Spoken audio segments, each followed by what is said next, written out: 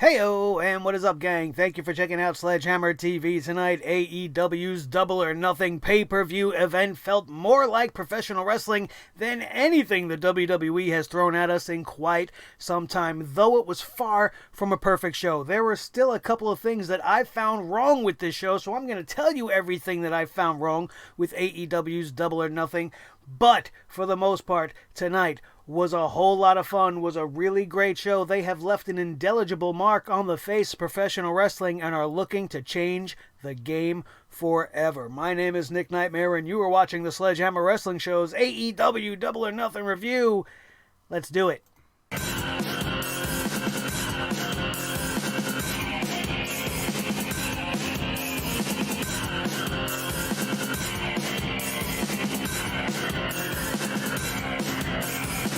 Sledgehammer Wrestling Show.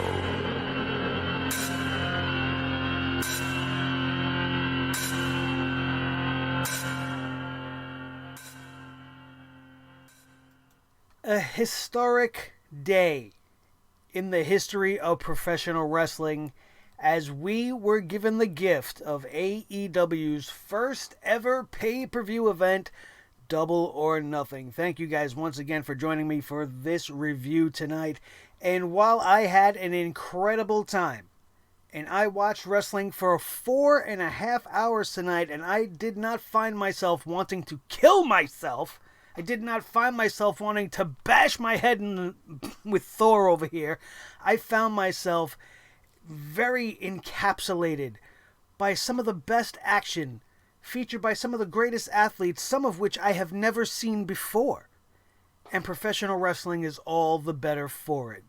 But before we get into the good stuff, let's talk about the wrong things that happen tonight. That's what we do here. We're not necessarily a positive channel, as you can tell, because we focus mostly on the WWE. We've been waiting for a day like today where we could enjoy professional wrestling again, and they did their best to do just that. And I understand this is their first show, but the camera work on tonight's show was very, very spotty. There were so many missed cues, missed entrances. When they debuted the AEW Championship, there was not one significant clear shot given to us. Bret Hart was just kind of moving around with the belt all over the place. It was not very well done from a production standpoint as far as only the camera work is concerned. The set was absolutely fucking beautiful. The arena was lit great. It was very well presented, but the production value of the show definitely showed the inexperience of the crew that was running. You guys that watched tonight, you know what I'm talking about. There was just a lot of small errors in a lot of the photography that took place tonight.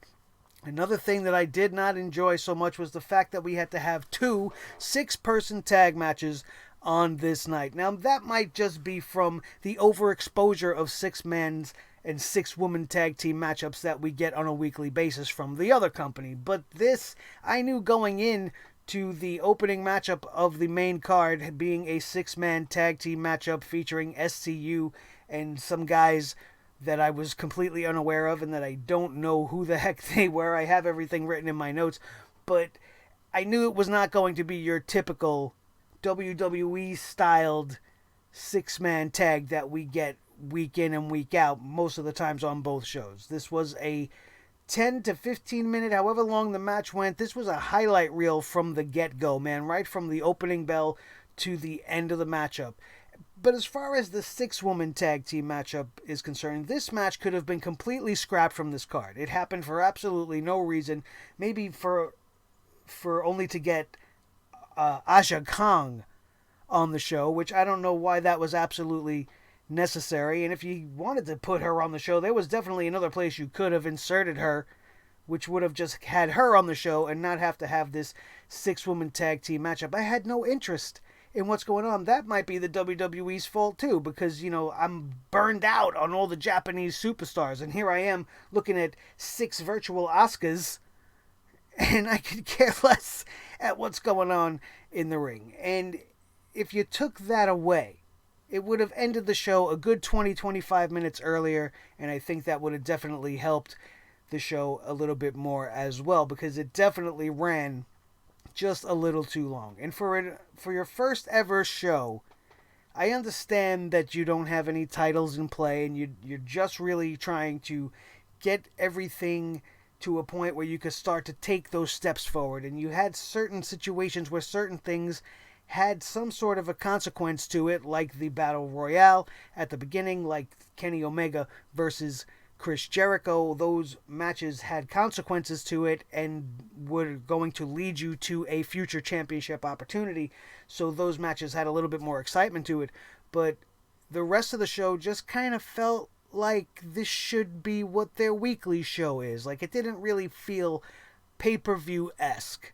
And while the action from start to finish tonight for the most part was fantastic, it just did not feel like a pay-per-view. It felt like the best wrestling show I have seen on pay-per-view, but that doesn't necessarily mean it felt like a pay-per-view. Is it going to rival something like a WrestleMania in production? Absolutely not. In action, it pales in comparison. WrestleMania pales in comparison to the amount of action we got from the athletes that are stacking the roster in AEW. But another thing I want to talk about the roster in AEW, and I don't want to get any shit for this, so everybody please take what I'm about to say with a pinch of salt and don't get on my balls about this. It's just a personal thing that I have to get out there, because this is what we do. We bring the hammer down on shit that bothers us in our wrestling, in our entertainment, and we share it with you guys, and I want to know if you guys feel the same.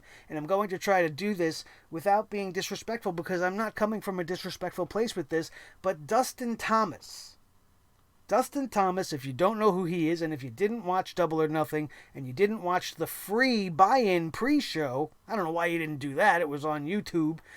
But you know who I'm talking about. If you didn't watch, you have no idea who I'm talking about. And Dustin Thomas is a wrestler that has no legs. Dustin Thomas is a wrestler that has no legs. And again, I mean no disrespect. I just do not enjoy seeing that type of thing. It is uncomfortable for me to watch somebody with a disability getting beaten up. And I know that this is wrestling, and I know that it's scripted and all that other shit, but I just don't see the point of having a half a body guy getting tossed around in the ring, pulling off a couple of moves, and then getting dumped out. Not that there's anybody else I would have put in his spot. It's just, why would you allow that? I don't know. Maybe I'm a little bit more closed-minded than a Cody Rhodes. I understand giving the opportunity to people, but it's just so uncomfortable to watch. I fucking hated it when the WWE had Zach Gowen around and he had one leg. This guy's got no legs. He's pulling off 619s. And as impressive as that is, it takes away from some of the believability of pro wrestling. It's one of the reasons why I don't like the women fighting men. Because there is no way you can tell me half of the girls in the women's division in any professional wrestling company is going to be able to go one-on-one with a Brock Lesnar or a Kenny Omega. And while, yes, they may do these things that make it believable, or try to make it believable, it's not believable to me. And the same thing goes true, for me at least, when they have these people with disabilities. It just is very off-putting. And I didn't enjoy any of that, any of his stuff. And again, I apologize if that bothers you, that it bothered me, but that's my story, and I'm sticking to it. And you can agree with me if you want. You can call me an asshole. Maybe I deserve it. It's just something that makes me feel icky, and I can't enjoy it, and I can't explain to you why. Maybe you understand, maybe you don't. The last thing we are going to focus in on is the end of this, well, not the very end of the show, but the end of the Chris Jericho Kenny Omega matchup tonight. Chris Jericho defeated Kenny Omega tonight in the main event, and that means that Chris Jericho is going to go on and fight Adam Hangman Page to be the first ever AEW champion. They are going to be crowned the first ever one in the history of this company, and I kind of have a little bit of a problem with this. Now, I'm going to come at you with some logic here. Now, if I'm starting a company, an anti-WWE company, we don't want to be compared to them, right? We don't want anything to do with them, more or less. All we want to do is beat them into the ground. We want to be the number one wrestling company in the world. We're preaching something new. We're preaching something different. And while we all know that Chris Jericho was signed, and he is probably the biggest, most famous star on the roster between his rock and roll career and his wrestling career, Chris Jericho is the biggest name in AEW at the moment right now. I understand why they might put him in the feature role. But I wouldn't do that. If I was starting a company that's going against the WWE, I'm not going to put it on the back of a future WWE Hall of Famer. Or maybe not anymore. but at least a WWE legend. The first ever undisputed champion. Chris Jericho, 9-time Intercontinental Champion. All this WWE accolades, WCW. His whole history is throughout the entirety of the business, ECW. I get it. But I thought we were trying to kind of move away from that. And if we're going to have Chris Jericho be the first ever champion of AEW, a WWE guy, doesn't that feel kind of off to you? Why couldn't we have had Kenny Omega versus Hangman Page? Two non-WWE guys going at it for the non-WWE company that we are watching. Having Chris Jericho be the face of this company just makes it feel like WWE light. You know what I mean? It's going to give it that WCW vibe where it's never truly going to be able to eclipse it because they just seem almost like a cheap copy of it because everybody knows Chris Jericho from the WWE. Do you understand where I'm coming from? Those are just some of the things that I found wrong with tonight's show. Other than that, the rest of this show, or for the most part the entirety of this show, was a whole lot of fun to watch. It really, really was. Right from the Casino Battle Royale all the way down to the surprise end, which is the top story coming out of Double or Nothing for everybody this weekend. Dean Ambrose, Jon Moxley, makes his surprise debut at the conclusion of the Chris Jericho Kenny Omega match, and much to everybody's surprise, he didn't go after Chris Jericho. He went after, well, he did attack Chris Jericho, but he did also go after Kenny Omega, and that is where things would really pick up business. These two started to brawl all over the arena, ending up into the entrance ramp. They were beating each other in the giant poker chips, and then Jon Moxley sends Kenny Omega from the top of the pile of chips, crashing down into the stage set below, and we go off the air, leaving us with that. And that is a genius way to go off the air. It definitely got my mind off the Chris Jericho win very, very quickly, because now you done know that Vince McMahon has fucked up. Did you hear that, crowd? You have no idea what getting a guy like Dean Ambrose is going to do for AEW. I think Dean Ambrose would be a better get than a Chris Jericho. I almost wish that Chris Jericho didn't even get involved at this point, but there is some truth to what Chris Jericho says, and that as soon as he signed on to be a part of AEW, things kind of went in a much more serious direction. People started to look at them in a different way, and I do enjoy the road Jericho's taking in this heel turn that he is going to be, this heel run he's going to be in with Double or Nothing. He knows of his notoriety. He knows he's the face that got everybody to this place, and he's going to take advantage of it, and he wants a thank you from the crowd. And Dean Ambrose, Jon Moxley, comes out instead, gives him a thank you in the form of a dirty deed, turned his attention then to Kenny Omega, and things got fucking ridiculous. This show was a whole lot of fun. Like I said, that was a Monday Night Raw ending from the Attitude Era if I ever seen one. And it was executed very well. The commentary team. It was fantastic to hear Jim Ross on commentary again. He is definitely rusty. Big Jim has got to get his practice up. And on top of that, I felt it was fantastic to have Justin Roberts as the ring announcer all night long. Just hearing the combined voices of Justin Roberts announcing the matches and Jim Ross at commentary just made it feel a little bit more official. And I know that you're going to say, oh, well, you just said the WWE guy thing about Chris Jericho. Jim Ross and Justin Roberts are not going to be the champion of this company. Alright? They serve a completely different purpose.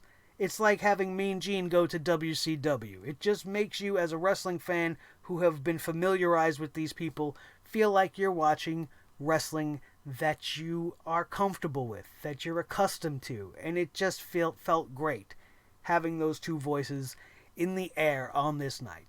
Again, that might just be me. And, no, I'm not a mark. See, I'm not no fucking mark for AEW. I found just as many problems as I could find on well, maybe not as many, because there's way too many problems at the WWE, but I can find problems no matter where I look. But instead of looking at the problems, let's talk about this show, because I really did enjoy it. The 21-man Casino Battle Royale featured some of the coolest and craziest names in all of pro wrestling. House of Glory's own Isaiah Cassidy and Mark Quinn. Private Party is a guy that kicked me right in my face during one night of training, and I will still get him back for that one day. I swear to God I will, and I don't know when he'll be back around in House of Glory, but one day my vengeance will come, Mark Quinn. Don't you worry. MJF, Dustin Thomas, Sunny Days, who is a fucking beast, man. I've never seen this guy before. He was terrifying. He had like this yellow pumpkin face, and he had like this Bastion Booger vibe to him, and it was just terrifying. Brandon Cutler and Michael Nakazawa, they were the first 5 introduced. This thing was, the rules of this were very weird, a little bit different. It was, I think it was every 5 minutes, 5 superstars would enter the ring. And once 20 superstars would fill the ring, there would be one more, and that one more would be the wild card Joker. Every set that came out was a suit of playing cards like spades and hearts and clubs. It was a little bit weird, but our first group was the one I just mentioned. Then we went on to see Brian Pillman Jr., Isaiah Cassidy, Jimmy Havoc, Joey Janela, and Shawn Spears, who you guys know as Ty Dillinger, entering in at the number 10 spot. Surprise. It was fucking awesome. The 10 chants broke out. The crowd was going berserk. A lot of names of note in this Battle Royal, like Billy Gunn and Glacier. I don't know what the fuck Glacier's doing around. Why the hell Glacier's wrestling? But he actually was okay in this matchup, and he served his purpose very well. It was entertaining, and I didn't mind it. Ace Romero. This guy's like 900 pounds, and he's flying through the ring doing tope suicidas. He's an absolute beast of a man, and I cannot believe he moves the way he does. I struggle to move with my body, and I'm about 1/3 his size. It's ridiculous. Mark Quinn, you bastard, he showed up. Sonny Kiss and Tommy Dreamer. The Luchasaurus, Marco Stunt, and that would fill out your field. And then entering at 21 as the wild card Joker was Adam Page. This matchup was full of so many fun spots, so much that you cannot even really keep track of what was going on. The couple of things that really stick out in my mind was Jimmy Havoc attacking Tommy Dreamer with a staple gun. We had, I talked about the Ace Romero tope suicida. It was like watching Jabba the Hutt go flying through the air. It was absolutely terrifying. We had the no-legged Dustin Thomas 619, which I thought was fucking weird. And my favorite part of the matchup, the Luchasaurus. Now, I don't know why I see a guy like the Luchasaurus and I just go all giddy about it. I fucking love a guy like that. It's like a throwback to guys like the Missing Link in days of old, I guess. I don't know. But I see the Luchasaurus, and it's a guy that I want to manage. And this guy took Joey Janela and chokeslammed him out of the ring through a table on his fucking head. I thought Joey Janela was legit dead, or at least paralyzed, and he did this to him right in front of the screaming Penelope Ford, and it was just a very intense, very awesome moment in this Battle Royal. This Battle Royal ended up with MJF hiding outside the ring. There's always got to be somebody hiding outside the ring. Adam Hangman Page comes out in his wild card position. He is sporting some bandaging on his leg thanks to his matchup he had with Pac earlier on in the week. And he would...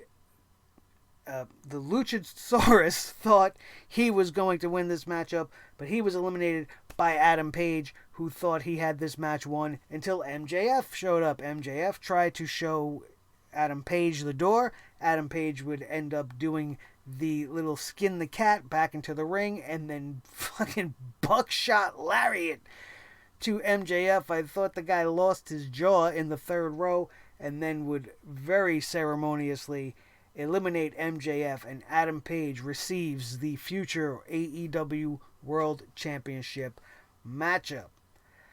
We had Sammy Guevara versus Kip Sabian, two guys I never seen before, and two guys on this pre-show that put on the very first ever AEW singles match that there will ever be in the record books, and they burned it down. These two kids were fucking fantastic. Sammy Guevara, I don't know where you came from, but you were absolutely fantastic. The athleticism that was shown in this matchup by these two young kids, and the amount of years that they got coming in the in the world of professional wrestling, I gotta get used to being outside the WWE box, is just, the sky is the limit for these two men. The match they put on tonight was something very, very special, and the Deathly Hallows, that move that Kip Sabian has, the way that he executed it tonight, it has to be seen to be believed. My words can do this whole entire pay-per-view no justice. So Kip Sabian beats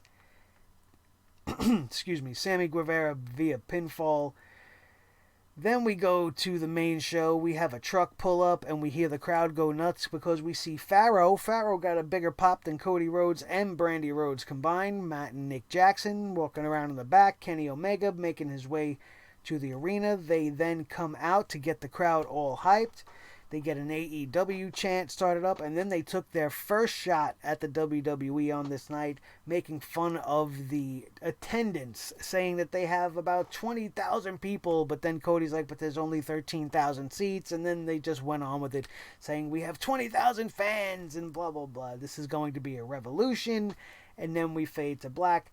We started off with SCU, Christopher Daniels, Frankie Kazarian, and Scorpio Sky versus SEMA, T-Hawk, and Lindemann. These guys from the OWE, the Oriental Wrestling something. I forgot what they called it. This was a fucking great match. SCU wins via pinfall. Allie Impact joins commentary for the women's match, which was a whole lot of fun as well. Nyla Rose versus Britt Baker versus Kylie Ray versus Awesome Kong. The first three competitors were announced in this thing, and then Brandy Rose came out. Looked like she was dressed to compete, and I thought she was going to insert herself into this matchup. She said she knows this match was going to be great, but she needs this match to be awesome. Enter Awesome Kong, and the dynamic in this match definitely shifted. You would think like a girl like Kylie Ray or Britt Baker would have no chance, as Nyla Rose was a big beast of a woman herself, and Awesome Kong almost unbeatable if you ask me. But this match was great. These girls did a great job. It would come down to one main spot at the end where Nyla Rose would take Awesome Kong out with a spear to the steel steps, which was unbelievable, which would leave the other two in the ring to settle it. And this was a back and forth contest between Smiley Kylie and Britt Baker, the dentist, who would end up coming out on top. Britt Baker wins via pinfall, the girlfriend of Adam Cole, baby, making a big time AEW debut. The Best Friends versus Jack Evans and Angelico. This match was fucking fantastic. This is one of the best tag team matchups I've seen all year. It gives the NXT tag team division a run for its money. But if I'm being honest with you guys, I would not have had this match on this show. I would not have booked this match. And we would have not had such a fucking awesome match, and that might make me sound stupid. But for the runtime of this show and for the fact that we already have a big time tag team matchup booked for this show, there was no reason to really have these undercard matches with these guys that most people are not familiar with. I was not familiar with Jack Evans, and now I am, and I'm glad that I am, and I'm appreciative of the fact that they booked this match. But when you look at the show overall, time constraint wise, they definitely could have nixed this one from the whole entire card. We had the Lucha Brothers and the Young Bucks at the end of this card. I thought there was no way that they were going to be able to top that, but if we're being honest, this match ended up being one of my favorite matches on the whole entire night. When all was said and done, the Best Friends win via pinfall, but post-match is where some other nonsense went down. The Super Smash Brothers show up and lay waste to everybody. They have a whole bunch of masked minions, beat up everybody in the ring. The crowd didn't really know what to do. They were not familiar with the Super Smash Brothers, as neither was I. I didn't know who the fuck they were anyway. And all I know is the guy with the mask with the smiley face reminded me of somebody that I know in House of Glory who just did something very similar, having minions all in masks. Just saying. But it was kind of interesting, and like I said, this feels like a match like this is one of those matches that made this show feel like, this should just be like their fucking Tuesday night show. This is the segment that we would get. It doesn't really feel like a pay-per-view match. Does that make sense? Did I make myself clear? Aja Kong, Yuka Sakazaki, Emi Sakura, Hikaru Shida, Riho Abi, I don't know if I'm saying it right, and Ryo Mitsunami. Everybody, don't bust my balls about my pronunciation. This is the matchup that I least liked on this whole entire card. The action was good. It's not about the girls. It's just that I really didn't have an investment in it. And then what made it even worse was the botch at the end. And it wasn't even a botch by any of the girls, and it wasn't a botch by the referee, but the timekeeper rang the ring bell when the referee didn't even call for the bell.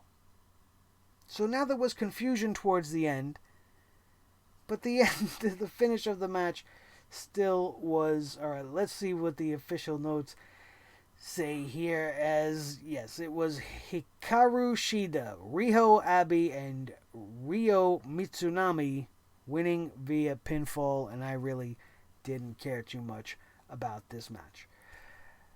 Cody Rhodes with Brandy Rhodes versus Dustin Rhodes. This match was phenomenal. And it was phenomenal on a whole bunch of emotional levels. It started off right off the bat. They subverted your expectations because there was a Triple H throne sitting there. Like, immediately as it was revealed, I'm sitting there going, that's a Triple H throne. I didn't know if they were going to do something for Cody because he's a big Game of Thrones guy. Game of Thrones just going off the air. I didn't know if they were going to do something special with that. But they did something special, alright. And the American Nightmare's taking notes from this guy, because he brought the hammer down on the WWE Tonight live on AEW, and I couldn't be prouder. Cody Rhodes walked past this throne, gets himself a sledgehammer, goes back to it, and then bashes it to pieces. It explodes. It was a fucking awesome way to get this matchup started. And a clear to the WWE for the second time on this night. Dustin Rhodes comes out. He's dressed in the red and black, looking half gold dusty, but, in the Darth Maul colors. He looked fucking great. Guy is 50 years old. Jim Ross wouldn't let us forget it. He said it about 100 times. And that's probably because of the way he looked like he was going to die in this matchup on multiple occasions. Dustin Rhodes gets busted open by his brother to the point where he's leaking like a sieve. Cody Rhodes was covered in his brother's blood by the end of this thing. One cool spot that happened was Dustin goes to the outside after he got cut and gets speared by Brandy Rhodes, which causes Earl Hebner, who is the referee for this matchup, to have her eliminated from ringside. She doesn't want to go, but then DDP shows up. Diamond Dallas Page comes out, and he picks up Brandy Rhodes and brings her to the back so that this match could come to its conclusion, which was pretty fucking cool. At one point, Dustin Rhodes mounted a comeback. He hit Cody Rhodes with a curtain call, which everybody called a crossroads, but he hit him the first time with a curtain call for the near fall. Cody Rhodes would get back to his feet and then execute a crossroads of his own, and then gets a near fall there. Dustin Rhodes mounts one last little bit of a comeback. At one point in this matchup, he hit a code red, a sunset flip power bomb. Fucking awesome. Cody Rhodes, I don't even know if he knew his own brother could do that. It was fucking amazing. Cody Rhodes drops Dustin on the back of his neck with one final crossroads. 1, 2, 3. They were just both red with blood. It looked like a bloodbath. AEW's first bloodbath. And we watched it live tonight. Cody Rhodes, after the match, goes back to the ring. There was a lot of speculation that tonight was going to be Dustin Rhodes' final match.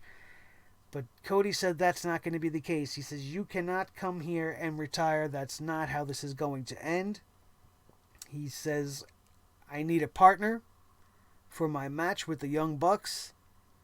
And actually, I don't need a partner. I don't need a friend. I need my older brother. And the bloodiest hug I have ever seen in my life took place. And it was very, very heartfelt. It was touching. They went back to the announce team like these guys were crying. I was practically in tears. The two guys in the ring, Cody and Dustin, were in tears. They probably were just feeling the presence of Dusty, looking around, feeling that moment, knowing what they just accomplished. And it was fucking great. That's all I could do is think about Dusty Rhodes. It reminded me of one of those old school Dusty Rhodes battles with Ric Flair where they would just mess each other up to the point where Flair's hair was all red, Dusty's face was all red, and we had a very similar situation tonight. It was kind of hard to watch at times. That's how bad Goldust was actually bleeding. Dustin was actually bleeding. But this was one of my favorite matches on the night. Both of these guys went out there and put on one hell of a show. Bret Hart showed up. That's got to piss Vince McMahon off tonight. Bret screwed Vince. And Bret Hart came out to unveil the AEW Championship title. Adam Page came out. And then MJF came out. And while initially I'm going, this is a little bit unnecessary, I was treated to one of the best promos I have ever heard in my life. Maxwell Jacob Friedman, also known as MJF, is a fucking superstar. This guy is everything EC3 wishes he could be. He's a whole nother version of The Miz. He's like the next level version of The Miz. In fact, I put out on Twitter, if The Miz and EC3 had a baby who had better mic skills than the both of them, he would be MJF. He's fucking great. He ran down Bret the Hitman Hart. He was running down everybody in the ring. It was fucking great.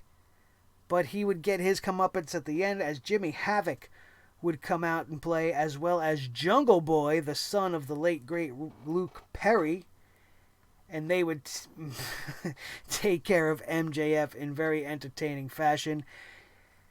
Bret Hart would debut the championship belt, and then this would conclude the segment. It was fun.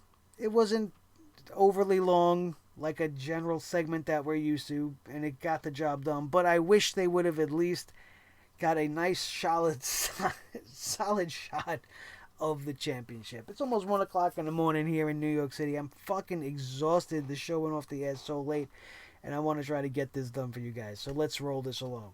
The Young Bucks defending a championship that they just recently won, the AAA World Tag Team Championship, versus Pentagon Jr. and Phoenix. There is nothing I can tell you about this match. You have to fucking see this match. If you want to see what tag team wrestling is supposed to be like, you watch this match. As good as the previous tag team match was, there was just something special in the air when these four were in there. There was so many fantastic sequences. The way Phoenix was just bouncing from rope to rope while holding the hand of Matt Jackson and then executing a Hurricane Rana on Nick Jackson from the outside. There were just bodies flying everywhere, and it was very impressive. Pentagon, always very impressive as well. At the end of this matchup, would get the advantage for his team by breaking the arm of Matt Jackson, but right before that would be able to happen, Nick Jackson runs back in, and the Meltzer driver is hit on Phoenix for the pin. 1, 2, 3. The winners, the Young Bucks, retain their newly won AAA World Tag Team titles, which I thought was not going to be the case. They kept trying to say that the Young Bucks have been dealing with some ring rust because Matt Jackson's been out for such a long time, dealing with some nagging injuries, but that did not seem to be the case. They won a championship just recently, and now they just defended that championship successfully in what is probably one of the best tag team matchups you will ever see in your whole entire life. If you want to talk about tandem offense, you want to talk about doing things synchronized and just with elegance and grace and performing to the best of your ability, these are the four guys that are your prime example of all that. And then, as we talked about, Chris Jericho versus Kenny Omega, with the winner facing Adam Page for the AEW World Championship at a later date, which kind of felt a little bit like a letdown to me. For some reason, I thought going into this thing it was Jericho versus Omega for the title. I don't know why I thought that. I must have misheard that somewhere. But the fact that that wasn't the case didn't really take away from this matchup. I thought their first matchup was a lot better, the matchup they had at Wrestle Kingdom. But this matchup did everything it needed to do. It was a great main event. We seen a code breaker from the top rope. We seen many V-triggers. That's my only complaint about Kenny Omega. If I'm going to bring the hammer down on Kenny Omega, I would tell him, dude, you got to rein in on those fucking V-triggers. You don't need to hit them 5-6 times in one match. If you have to hit a move that many times, then obviously it's not really that effective. It might look cool, but it's not effective. So stop pulling off that move multiple times. Other than that, this was just a perfect ending to a great night of competition. Chris Jericho did get the win, which was surprising, with his brand new finisher, the Judas Effect, which is a vicious exploding elbow, which pretty much came out of nowhere, knocked Kenny Omega's lights out. After multiple times trying to hit the one-winged angel, but not being able to, they did have one little botch towards the end of this thing where Omega, talking about the one-winged angel, Kenny Omega went for it at one point, and Jericho tried to escape and go for a DDT, but completely fucking botched it. They went and did the spot over again just a few minutes later after trying to cover for it a little bit. Then Jericho hit the code breaker, and then the Judas Effect spinning back elbow gets the win. I definitely wouldn't have given him the win. I would have given Kenny Omega the win and let Chris Jericho be the whining crybaby that we all love to see him be along his new road in AEW. And then, of course, we had the debut of the Mox, who came out of nowhere and just absolutely decimated Kenny Omega, making everybody looking even more forward to the next time we are going to get our eyes on anything from AEW. We don't know when that's going to be. We don't know if it's going to just be in August now, since they've announced All Out. Is that going to be the main event of All Out? Kenny Omega versus Jon Moxley? I'm already all in. And that, ladies and gentlemen, is your Double or Nothing review and reactions for this pay-per-view, which was a whole lot of fun. But like I said at the beginning, you guys know we bring the hammer down on things, so we had to start things off by telling you everything wrong, and then we got to talk about everything great. And there's so much great shit that I can't sit here and call the match for you guys and tell you guys move for move. You have to go out and see Double or Nothing for yourself. Find a way to get it, find a way to see it. I'm sure it'll be made available to you guys at a more decent price. I do come down on the side of some of you guys that think this pay-per-view was overpriced at $50. It probably was. Like I said, the action was fucking great, but there were no title matches. There was the debut of Jon Moxley and the debut of Awesome Kong, but other than that, I guess that was $50 worth. Alright, so that's gonna do it. Thank you all so very much for being with me here tonight. Not usually here on a Saturday night, but thanks to AEW, here we are. And we got to watch some really great wrestling, and that is always, always a good thing. I've been watching this shit for over 35 years. I'm a WWE guy, and I love my WWE, don't get me wrong. Well, I used to love it a whole lot more. I mean, I bet you guys don't get that. You guys don't think that at all when you watch me on a weekly basis, but I do. I love WWE, but I love wrestling even more than I love just that one company. And this was a great, great night for pro wrestling. And thank you all for tuning in to the show. If you did, thank you for tuning into my show.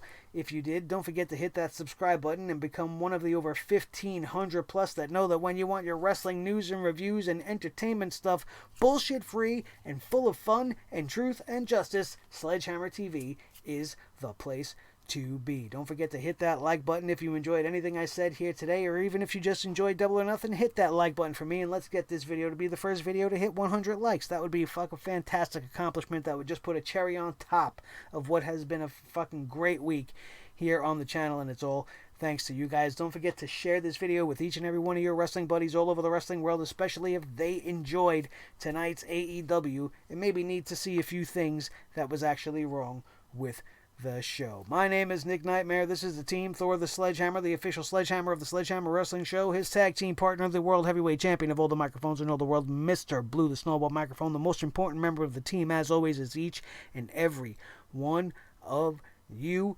That is going to do it, and we are out of here, and we will see you next time right here on your new favorite wrestling show, the Sledgehammer Wrestling Show, only on Sledgehammer TV right here on YouTube.com.